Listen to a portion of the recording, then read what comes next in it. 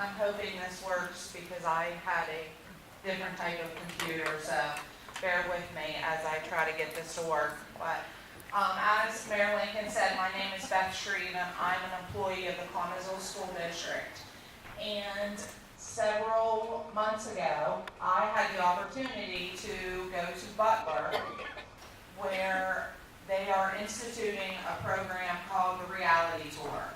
And the Reality Tour is a drug prevention program that they initiated in 2004 after there was a huge explosion of a heroin epidemic in the Butler area. And the community there did basically what we're doing right now. They wanted to take their community back. And they got together and they said, what are we going to do? How can we stop this?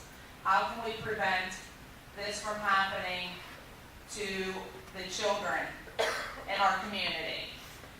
And they continued to investigate, and they came up with this program that's called the Reality Tour. And basically, what the Reality Tour is a community-based drug program that involves, I apologize, but I was told to condense my 20-minute program into 10, so I'm going to be going through this pretty quick. That engages both the parents and the children together. Okay? So what is going to happen is we are going to be inviting parents and children into a meeting where we are going to provide them with information, basically, about heroin and other drugs that are taking over our community. Okay? I hate to use the word scare tactic, okay, but we are going to be realistic. Okay? We are going to show them what's happening out there. Okay? At no point do we put the parents in one area and the children in another area. They are together at all times. Okay? We will go over statistics with them, and we will also walk them through the actual life of a heroin addict. Okay? I've already spoken. This is not just going to be something that is going to be the Connersville School District. This is going to be a tie between the Connersville School District and the Connersville community. Mr. Lincoln and I have already spoke. We're going to be using the Connersville Community Center, and we're going to be using some rooms in there that we will be making a room that will look like a jail. We'll be using a room that will look like a hospital room, and we'll be using a room that will basically look like a funeral home. And we will walk the families through what could basically be the life of a heroin addict.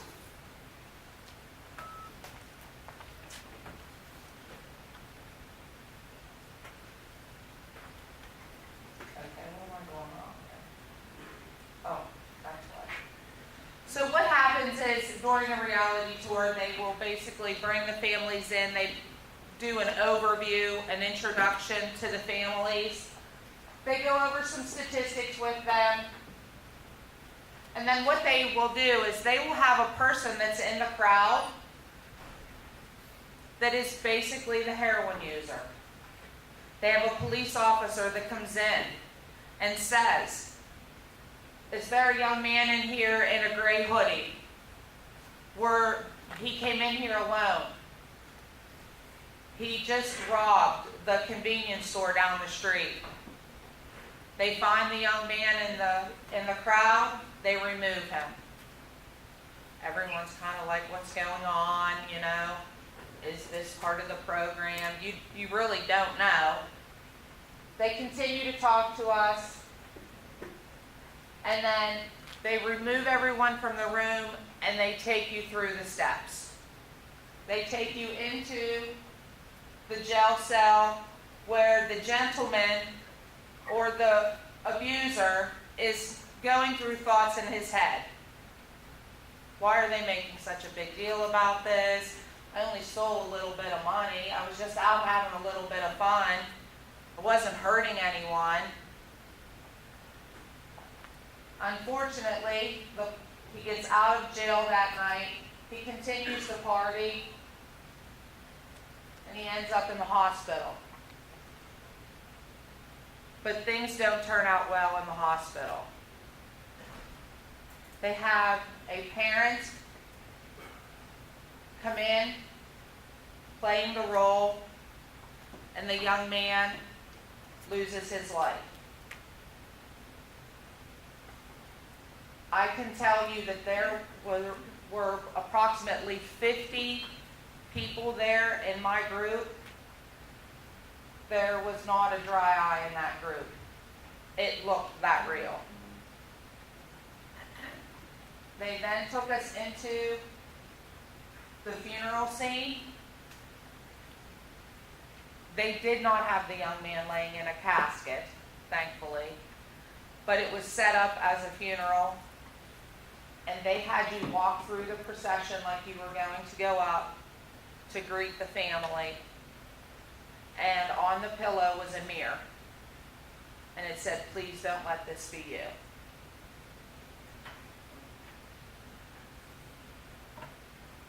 And you hugged the mother and the father of this child.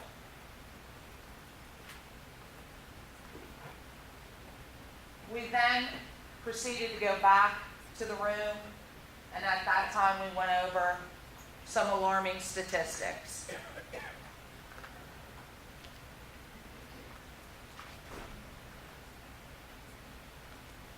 This is very similar to what Mr. Little went over with the doubling of the heroin statistics that they gave us from 2007 to 2011. Heroin ODs doubled. From 2011 to 2015, the heroin ODs doubled. And then from 2015 to 2016, the heroin ODs doubled. The years just get smaller and smaller.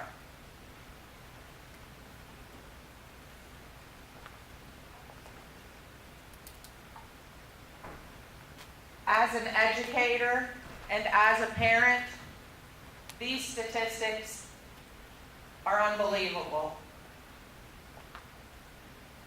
It takes 2 years before a parent may realize that their child is using any type of drug.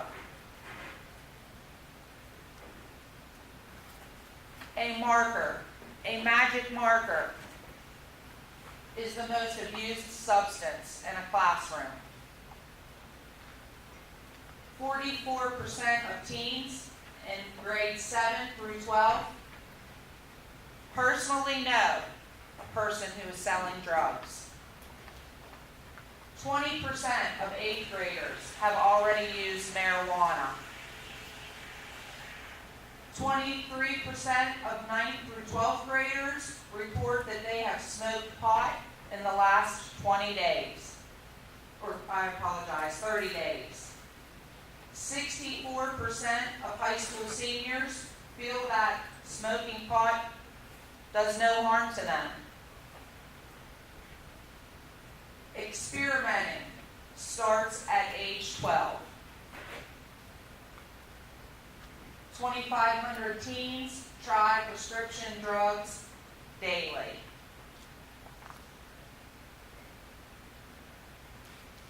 Before I show this video to wrap it up, the last thing that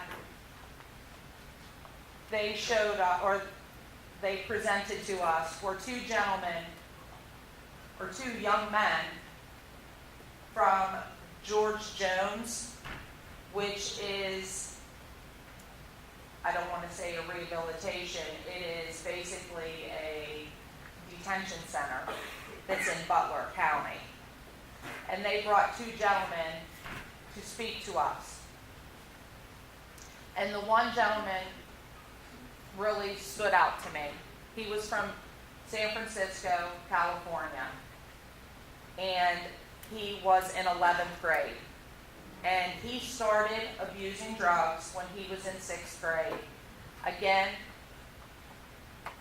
the exact spoken from Mr. Little's words from the prescription, right from his mother's medicine cabinet. She took Adderall.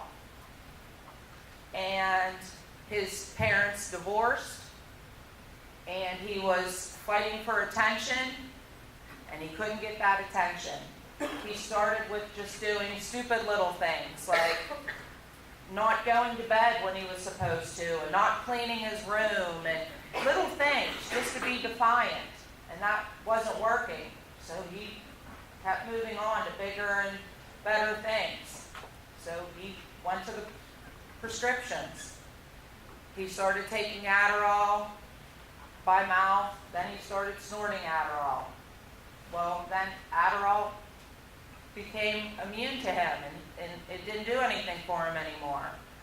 And then he started smoking marijuana, and then he started drinking, and it didn't take the pain away anymore.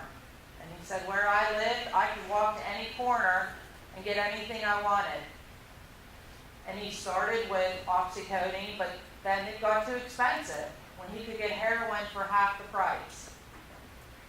But unfortunately, then that started to get expensive. By the time he was in 9th grade, he had robbed his first bank. 9th grade, he robbed a bank.